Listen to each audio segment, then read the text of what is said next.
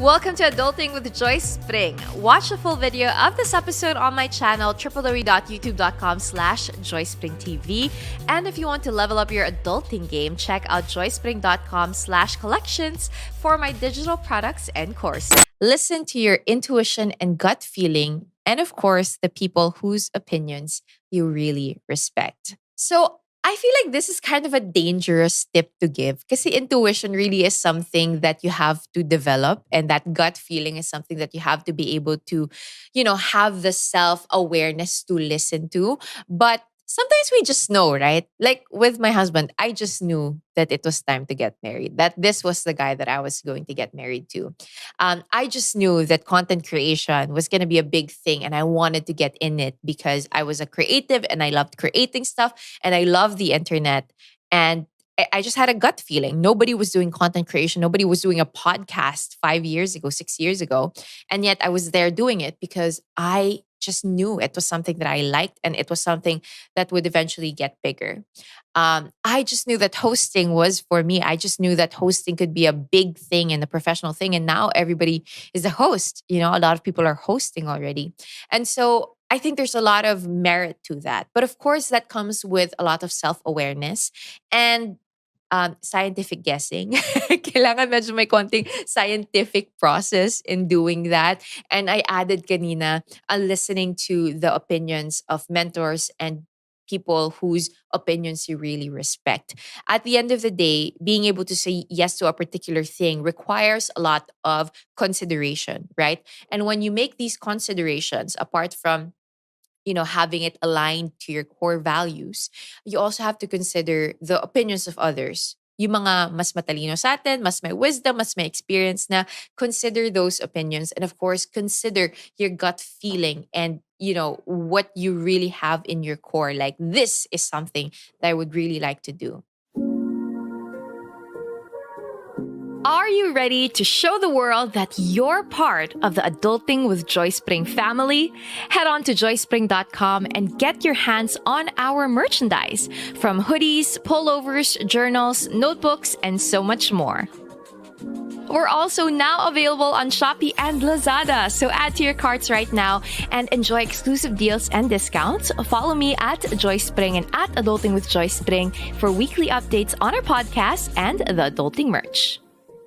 Now, let's move on to the things that you might want to consider when you have to say no, or, when you want to say no. So it's equally as important to say no when necessary. It's not always easy, but setting boundaries and knowing our limitations is really essential for personal well-being. So here are a few things that you might want to consider when deciding to say no. So the first one is your priorities. So consider your priorities before you say yes to something or before you say no to something. So assess your current commitments and your priorities. Kaya mo pa bang idagdag tong particular thing or tao or situation na to sa buhay mo right now? And then you can figure out, okay, I just need to say no to this first, right? So that's one thing that you have to consider. Number 2, capacity and well-being. Evaluate your emotional, mental, and physical capacity. Saying no when you are overwhelmed or stretched too thinly is a way to protect your well-being. Now, I often say no to a lot of good opportunities. I have been saying no. Okay, ito yung kwento ko. I've been saying no a lot recently, especially since I gave birth to my second baby, Aggie. I've been saying no to going to fancy events. I've been saying no to hosting fancy events. I've been saying no to my particular wants of buying fancy things or going on fancy travels. I have been saying no to those things because I know that I don't have the capacity to be fully present in those things just yet. Like even right now, as we're recording the podcast, umiiyak si Aggie sa taas dahil pinapatulog na siya. I would much rather be here so that if my daughter all of a sudden, won't stop crying after 5 minutes with her midwife, then I can actually get her and have her here with me. And that helps me in my well-being and in the well-being of the people that I love. So in considering your capacity and well-being, you have to also remember that you're not just considering your particular, your individual well-being, but also the well-being of the people around you. So I say no if it's something that I know would disrupt our family's well-being. I say no when I know it's going to disrupt my well-being, and if I know that I don't have the full capacity to really be there and to do the work well. So for the third one, we're going to go back to something that I already mentioned kanina with regards to the things that you have to consider when you're going to say yes. And it is values alignment. Now, kanina, I talked about how important it is to, be aligned to your core values before you say yes. Now, I also want to present you an idea of being aligned to your long-term goals. So with your values and your long-term goals. So saying no to a particular commitment means being able to say yes to other things. And that's very important. Values alignment is all about that. You're not just saying no to something. Here's something that you have to remember. When you say no to something, you're saying yes to another thing. So that's a shift of perspective that you may want to consider. Like, for example, if you want to stop drinking alcohol, you have to stop telling yourself, oh, I'm saying no to my friends again. That's not the only thing that you're doing. You're saying no to your friends with drinking, but you're saying yes to your body and your health and your well being, waking up at 5 in the morning the next day so that you can eat healthily, not have a hangover, go on that run, and maybe meet up your friends for brunch or lunch afterwards. So you see how that change of perspective changes everything. Saying no doesn't just mean it stops there. It means that you're actually saying yes to another thing.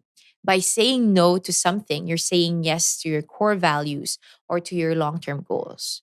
By saying no to instant gratification of just watching a movie and sitting on your couch and eating unhealthy food, you're actually saying yes to something else. You're saying yes to, instead of doing that, you can cook a healthy meal and go on that Pilates class that you've always wanted to go to.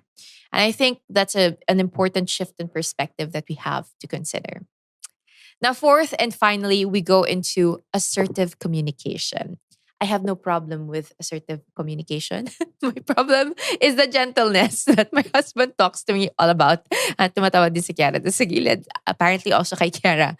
I'm a very assertive person, and I feel like a lot of Filipinos are not. In general, yung culture kasi natin, hindi assertive. Parang medyo ano lang tayo, passive-aggressive, ganyan. Kaya malalakas ang loob natin pag bashing na online eh. Syempre, di ba? Kasi puro mga keyboard warriors lang. Pero yung face-to-face confrontation talaga where you set your boundaries, I know a lot of people who struggle with that. But saying no means practicing your assertiveness to communicate and effectively express your boundaries. Wow, that is heavy because a lot of Filipino families, I feel like a lot of Filipino kids grew up in families that don't set boundaries. So, for example, one of the things that I'm practicing now in my own family is saying no to people when my kid doesn't want to kiss them or hug them or say hi to them. Like, if my kid doesn't want to say hi to you, I will ask him to do it. Like, Eliam, please say good afternoon or hug Jima or hug Lolo or hug whatever. But if he does not want to, I'm not going to force him to do that because he is asserting his personal boundaries. He's saying no.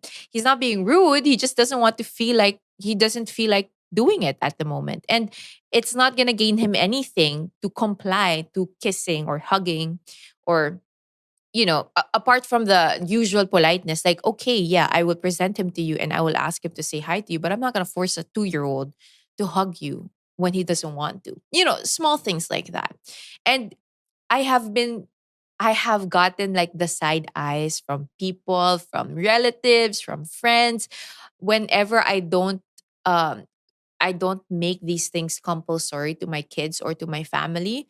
But at the end of the day, if I don't set those boundaries for my family, who will? If I don't set the boundary that, yeah, I know we all want to go out dinner. I know you want us to be in dinner with you, but my kid's bedtime is at 7 a.m. and we're gonna go home at 6:30. It's really what's going to happen because you're not the one that's gonna wake up at 5 in the morning groggy when my toddler is awake by 5:30. So by asserting those boundaries, I'm saying this with obvious respect and genuineness naman and gentleness. I feel like we have this common misconception, especially in Filipino culture, that if you are assertive, especially in saying no, then you are mean or disrespectful. That's not true. And I'm gonna tell you that's not true. Often I'm told by other people that masungit ka naman or hindi ka nice.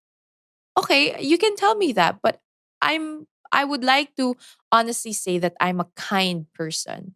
I'm a respectful person. I don't need to be constantly nice. I have to be assertive. I have to set boundaries because if I don't, then who will? That's it for this episode of Adulting with Joyce Pring. If you liked this podcast, please don't forget to use the hashtag Adulting with Joyce Pring and also check out www.joycepring.com for the show notes and tag me on social media with you know it at Joyce Pring. I'll talk to you guys again soon. Paalam!